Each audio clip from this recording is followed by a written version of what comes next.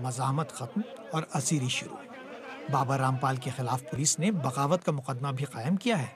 अब उनके लिए जेल से रिहाई हासिल करना आसान नहीं होगा।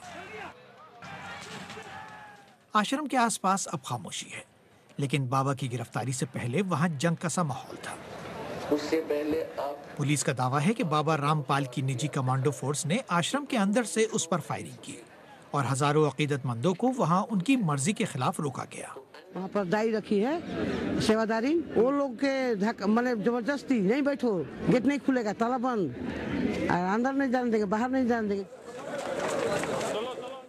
रामपाल सन 2000 तक हरियाणा की हुकूमत में जूनियर इंजीनियर थे और उन्हें लापरवाही के इल्जाम में बर्खास्त कर दिया गया था। लोग सुकून की तलाश में उनके दर्शन के लिए आते थे।